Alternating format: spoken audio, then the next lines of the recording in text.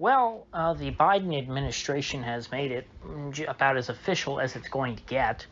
The war on Afghanistan has pretty much been declared over. It is complete. Biden claims that the U.S. has achieved its goals in Afghanistan. I'm not sure what those goals were and what he feels like they achieved, but hey, I would expect any president to get who leaves Afghanistan to at least declare victory, or else you look weak when if you're running away and saying, "Oh, we lost."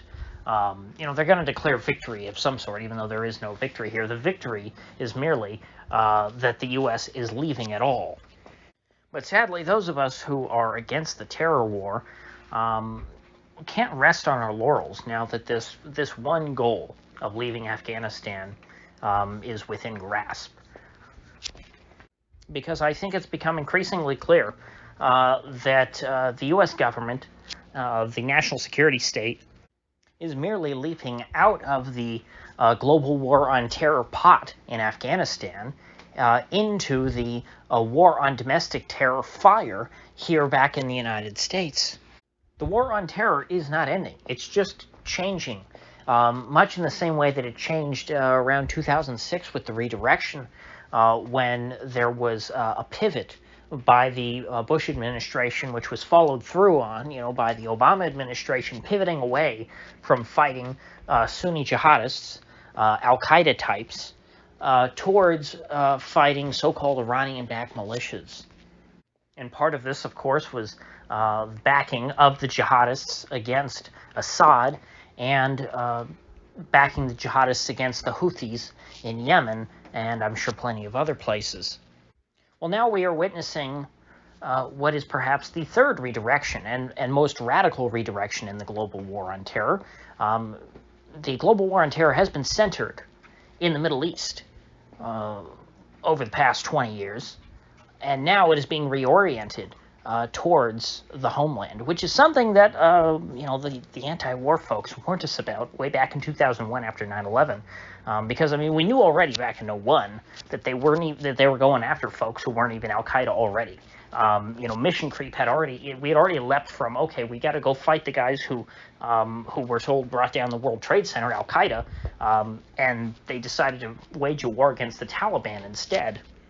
So it was clear from the beginning that the national security state didn't care who the quote-unquote terrorists were that they were fighting, as long as they had some enemy who they could direct their ire on and use as a justification for their own existence and a reason to demand ever higher budgets from Congress. And so that new enemy is a subset of the American people. I've gone over this, quite a bit since Biden's inauguration.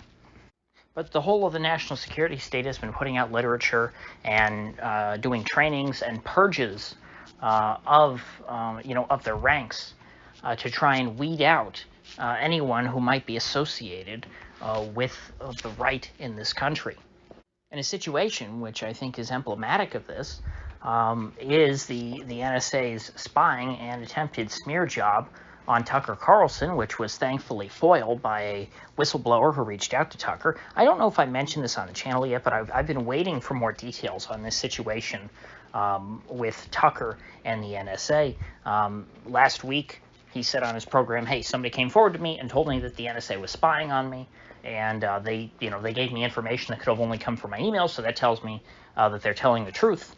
And they're going to leak something to me about me to the media.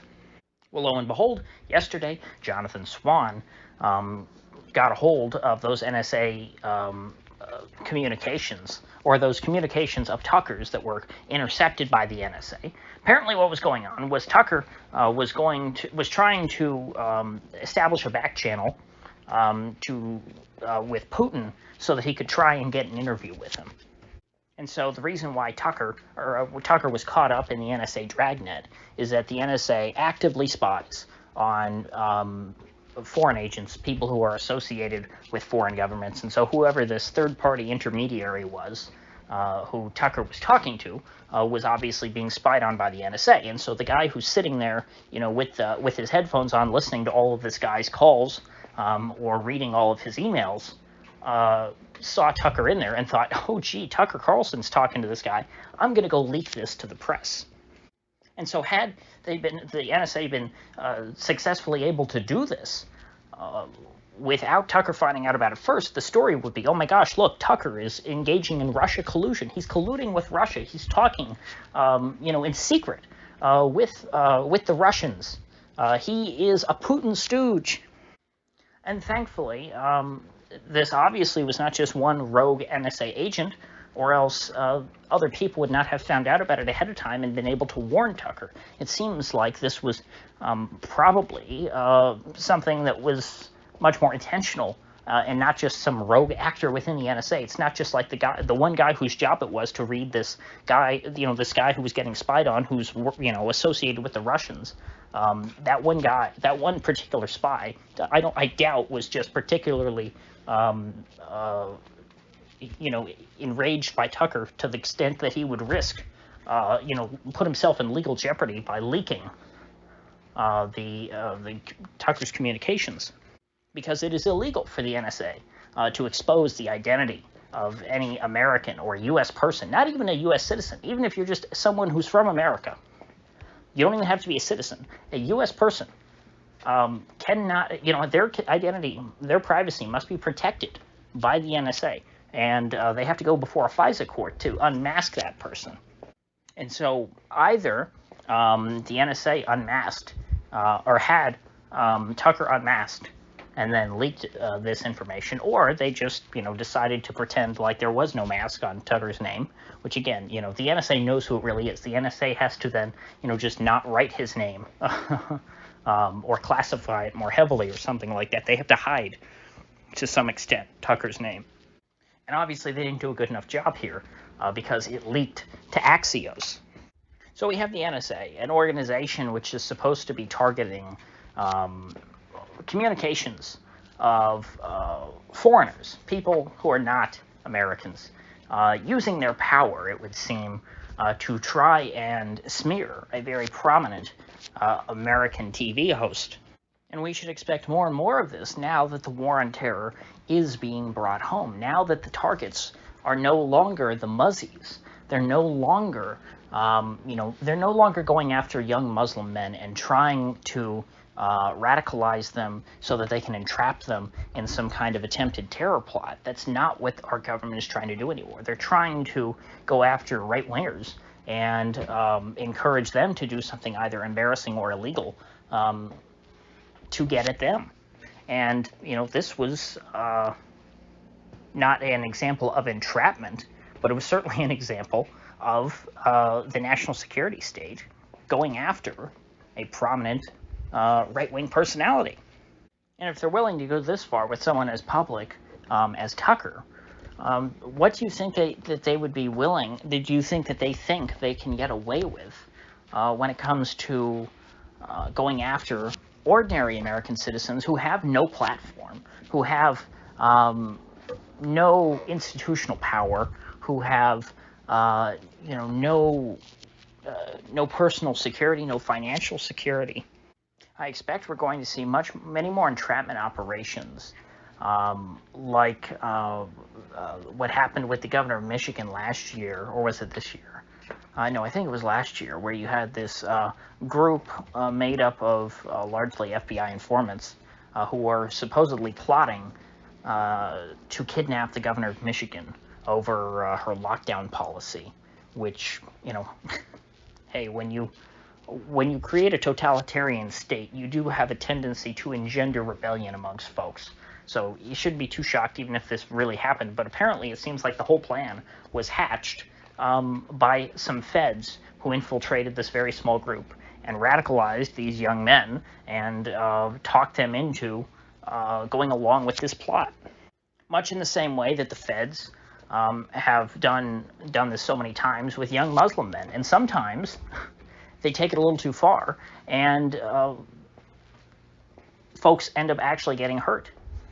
These terrorists who they try and create and then entrap and then arrest before they have a chance to actually hurt anyone end up sometimes actually hurting people.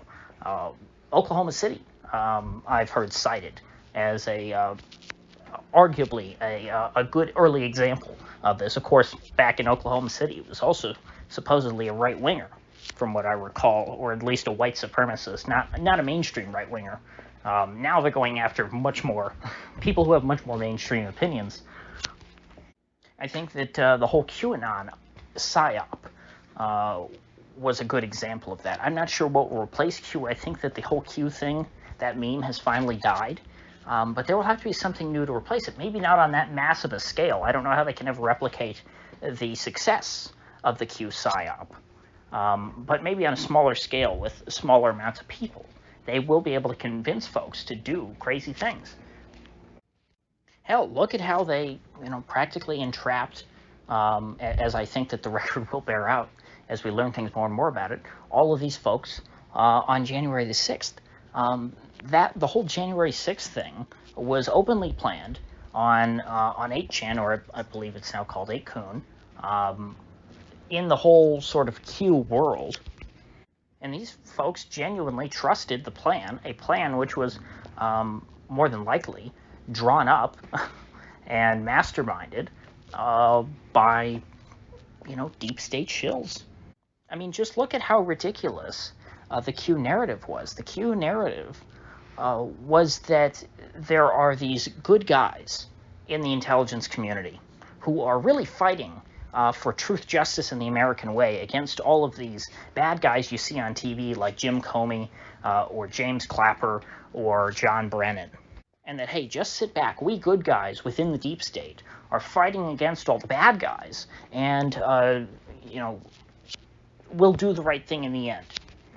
And you should come to the Capitol to show your support, for us and the president, and we'll take our country back. And then you also have the feds who seem to be organizing a lot of the groups who went to the Capitol on January the 6th. And then finally, the final nail in the coffin is the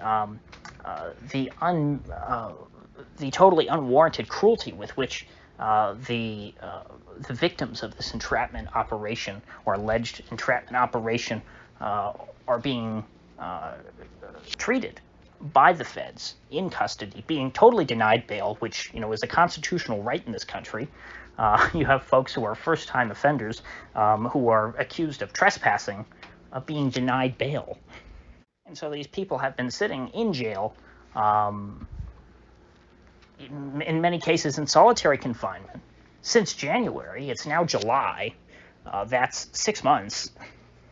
And so if this isn't an example of what the war on terror coming back home to the United States looks like, I don't know, what is. I mean, at least, as bad as the whole Gitmo situation was, and the fact that, they would scoop guys up who, in some cases, did absolutely nothing wrong. They were just scooped up, hauled off to Gitmo, and left there to rot for the rest of their lives, because they were accused of something, even though they were never convicted.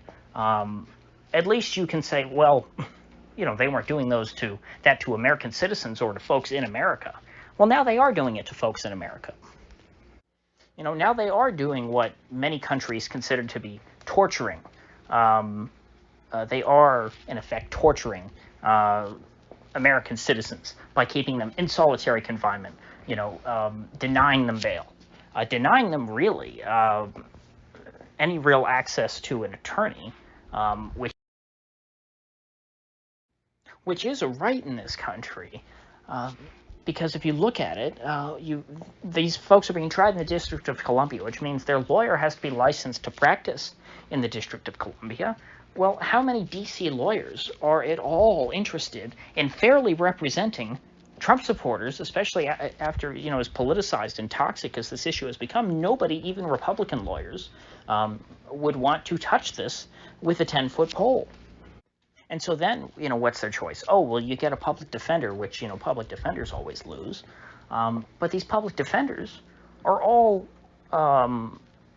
liberals, maybe not progressives, but, they're liberals, which are even worse, I would say, in this kind of a case. A liberal would be even worse to have. They would be more biased against you than I think an honest progressive would.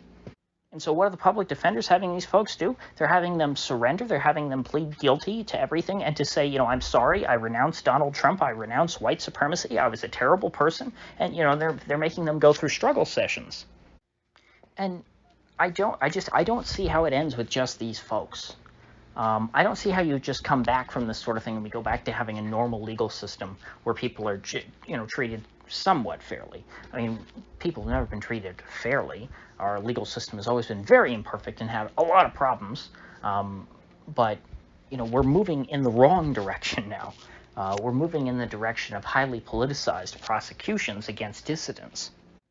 And to the extent, again, that the national security state unwinds itself from its operations in the Middle East, which it will never give up entirely, but if it slows down and again, as is now the case, completely reorients from focusing on targeting the Muslim world and Muslim culture to targeting American right-wing society, you're going to see more of this, not less. Oh, and keep in mind that, I keep saying right-wingers because those are the most prominent. It's the most prominent target, but they're also interested in going after honest, independent-thinking left-wingers too. That paper that I went over, I forget who put it out. Maybe it was the National Security Council about domestic violent extremists. That's the new term they're using. These are all going over all the new targets of the war on terror. Anti-capitalists were in there too. Animal rights folks. In other words.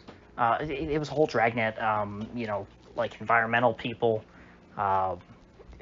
eco-terrorists, you might call them, anarcho-communists, your real hard left folks. In other words, the left-wingers who care about more than just wokeness. Because the woke stuff, I think is pretty clearly just a form of controlled opposition. And so to the extent you have people rioting in the streets over racism or over tranny restrooms or boys and women's sports, it would appear that the national security state is very happy to tolerate that. They're very happy to have that kind of opposition because they can say, look, see, we have opposition in this country, so much so that we have a problem with rioting from dissidents. And, but we're so reserved in how we treat our own citizens that we're not even willing to crack down on them.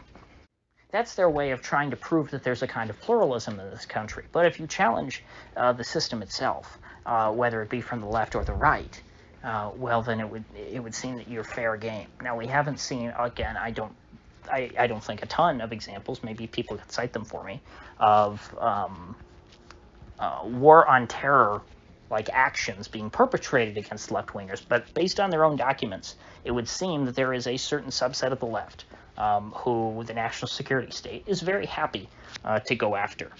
But let's just say it's not going to be the TYT audience, it's going to be the Jimmy Dore audience, who are going to be the folks getting caught up in this new war on terror. If you're a fan of Sam Cedar or Cenk Uyghur, or, God forbid, you watch MSNBC, you're doing great. The CIA doesn't care about you. You're doing just fine. You drive through Langley. Nobody's going to pull you over. They're going to go, oh, yeah, that's Jimmy. I've read all his emails. He's a good guy. And they'll let you pass right on through. But if you're on Twitter making jokes about news skirts, you might want to watch out. If you're ever around cops or spooks. So that about sums up my thoughts on the current state of the Afghan withdrawal. I guess it'll be done by August 31st, Biden is now saying. Again, it's nice, but it's like, hey, the U.S. eventually left Vietnam, but was that the end of the Cold War? Was that the end of the military-industrial complex? No, it just changes shape like it always did. We're moving on from the conflict in Afghanistan, but we're moving on and up to shiny newer conflicts. So with that said, I'll see you folks back here tomorrow.